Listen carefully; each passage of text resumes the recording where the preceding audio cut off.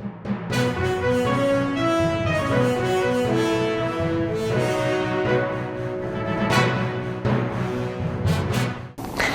वालेकुम नाज़रीन, मैं अज़हर अवान हूँ और आप मेरा यूट्यूब चैनल देख रहे हैं। रियासत मदीना के जो बहुत अहम फ़ीचर्स हैं, वो दो फ़ीचर्स और भी बहुत अहम हैं।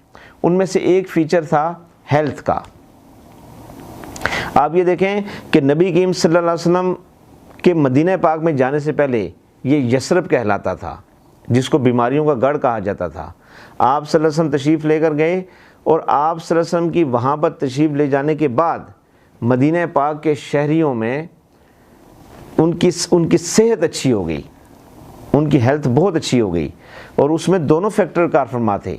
अब हम में से बहुत से लोग ये समझ के इस चैप्टर को नज़रअंदाज कर देते हैं कि वो फ़कत एक बरकत का पहलू लेते हैं कि आप सल्लल्लाहु अलैहि वसल्लम, नो डाउट, इसमें कोई शक नहीं है कि आप सल्लल्लाहु अलैहि वसल्लम की ज़ात मुबारका सरासर शिफा है।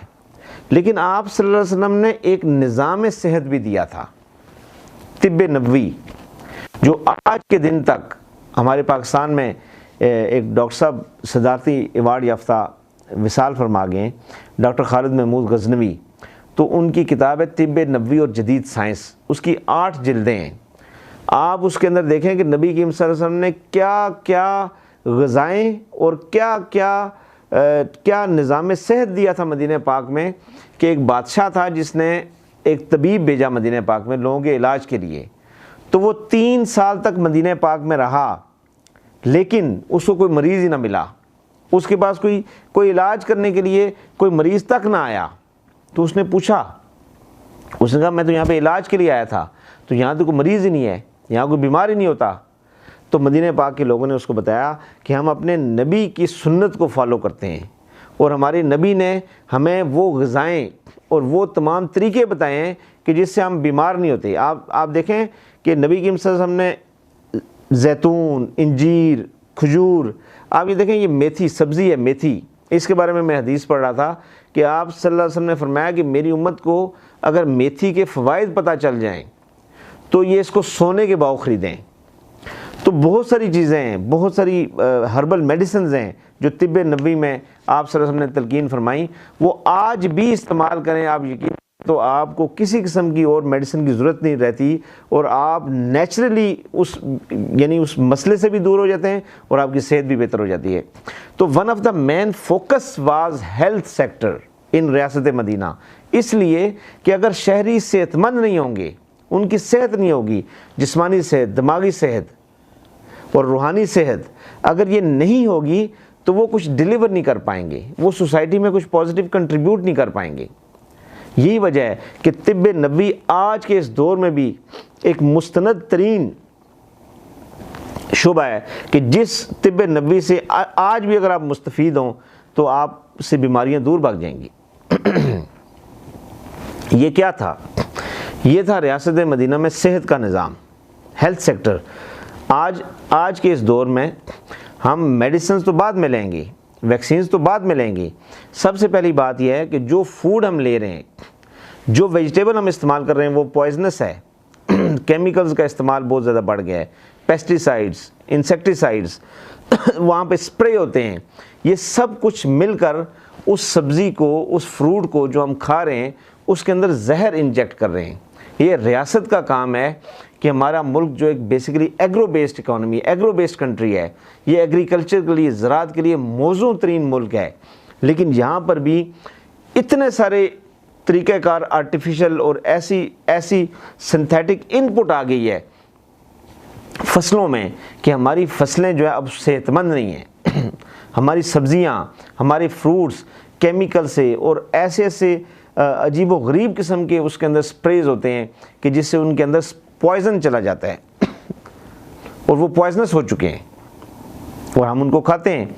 अब वहाँ पर मेडिसिन क्या करेगी, वहाँ पर इलाज क्या करेगा? हमारे अंदर तो इनपुट ही जो है वो जहर की सूरत में जा रही है। ये रियासत का फ़र्ज़ है कि वो अपने शहरियों के लिए साफ़ सुथरी खुराक और ऐसी तमाम तर इक़दामात करे कि जिससे शहरियों की सेहत बेहतर हो। और जब वो एक सेहतमंद जहन होगा, सेहतमंद जिस्म होगा, सेहतमंद उसकी सारी बॉडी सेहतमंद होगी, तो वो मैं समझता हूँ कि वो फिर ना तो दहशतगर्दी की तरफ जाएगा, ना वो गलत साइड पे यानी मनफी एक्टिविटीज़ की तरफ जाएगा, वो सोसाइटी में पॉजिटिव कंट्रीब्यूशन करेगा। तो ये one of the important sector of a state कि where state should give full focus is health sector. आप दुनिया भर में देख लें, आप दुनिया भर के मैं पिछले दिनों एक लेटर पढ़ रहा था, यहाँ हमारे फैसलाबाद में चूँकि फ़ॉरेन क्लाइंट्स आते हैं, मुख्तलिफ ब्रांड्स की मैन्युफैक्चरिंग होती है, तो एक ब्रांड का लेटर था हमारी एक इंडस्ट्री के नाम कि उन्होंने ये कहा जी कि आप हमारे लिए जो कॉटन प्रोड्यूस करेंगे, जिस कॉटन से हमारी शर्ट्स बनेंगी और हमारा कपड़ा बनेगा, that cotton should be organic. यानी वो जो कॉटन की फसल तैयार होगी वो ऑर्गेनिक होनी चाहिए, ये 100% खालिस होनी चाहिए, उसमें किसी किस्म का केमिकल इस्तेमाल ना हो, उसमें कोई सिंथेटिक इनपुट ना हो। यानी कि वो कपड़ा भी खालिस पहनना चाह रहे हैं, वो अपने मुल्क के शहरियों के लिए कहाँ तक सोच रहे हैं। तो हम पहनने की और ये तो बातें बहुत दूर रह गई, हम जो खा रहे हैं वो भी सारा पॉइज़न है। तो इस पर फोकस किसने करना है, इस पर ध्यान किसने करना है? रियासत ने करना है। रियासत नहीं करेगी तो क्या होगा कि उसके शहरी, आज आप देख लें सोसाइटी में देख लें, ज़्यादातर जो बच्चे आपको नज़र आते हैं 14 साल 15 साल 18 साल 20 साल, उनके कद छोटे हो चुके हैं, उनकी बॉडीज़ बहुत स्लिम हो चुकी हैं, ना उनका कद है, ना उनकी बॉडी है, ना उनकी हेल्थ है। Most of them using glasses पहने हुए हैं। तो ये बच्चे ये किस एज तक जाएंगे, कहाँ तक सर्वाइव कर पाएंगे? और ये जब अपनी जो वक्त के साथ आगे जाएंगे तो ये इनके पास इनकी सेहत किस काबिल होगी, ये क्या कर पाएंगे अपने लिए, अपनी फैमिली के लिए, इस मुल्क के लिए? तो ये बहुत अहम चैप्टर है। रियासत मदीना की अगर हम बात करते हैं तो रियासत मदीना के जो शहरी थे वो 100% सेहतमंद थे। यही वजह है कि वो दुनिया में जब गए तो कुछ ही अरसे में पूरी दुनिया में छा गए। और मुसलमानों की हिस्ट्री आप पढ़ें, मुसलमान जब स्पेन, जो आज का स्पेन है, उंदलस में गए तो वहाँ पर जैतून की काश्त की इन्होंने। वहाँ पर लोगों को वो सारी तिब्ब नबी के वो सारी यानी मामलात और इक़दामात और वो सारी ग़ज़ाएँ, वो सारी अद्वियात, वो सारी मतलब जो जितनी भी नबी के वसल्लम की तालीमात थी उनको उन्होंने आम किया। और आज वहाँ पर हमें वो सारे मनाज़र मिलते हैं लेकिन हम उनसे महरूम हैं। तो ये one of the major area कि जिस पर स्टेट ने फोकस करना है। इसके बाद एक और अहम तरीन पहलू जो आज की इस वीडियो में हम लास्ट बयान करेंगे वो है law and order. Law and order के साथ अटैच्ड है जस्टिस। अगर इंसाफ नहीं होगा सोसाइटी में तो again everything will be spoiled. Society बाकी नहीं रह सकती। कुफ्र की हुकूमत तो चल सकती है, जुल्म की नहीं चल सकती। इंसाफ का पहला उसूल ये होता है बराबरी, मुसावात। जो कानून एक अमीर के लिए वो गरीब के लिए भी हो, और वो तमाम कानून की निगाह में बराबर हों।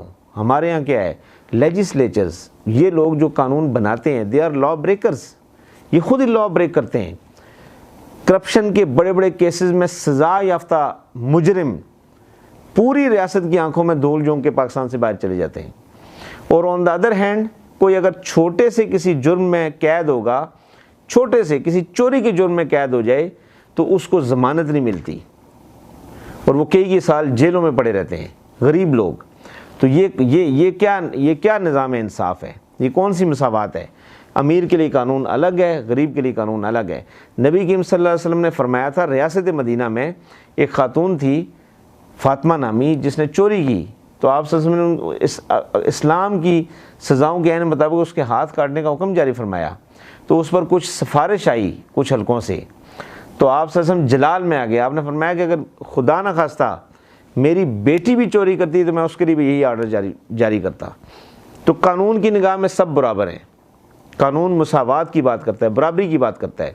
रियासत मदीना आज कितने के केसेस पड़े हैं जिन पर इंसाफ नहीं हो रहा, जो टोटली इग्नोर हो रहे हैं, और उन पर हुकूमत वक्त बात तक करना जो है ना वो गवारा नहीं करती। तो कैसे आप रियासत मदीना की बात करते हैं? आपको अगर रियासत मदीना की बात करते हैं तो एटलीस्ट इतना तो कर दें कि कानून की निगाह में सबको बराबर कर दें, और जो मुजरिम है उनको करार वाकई सज़ा दें।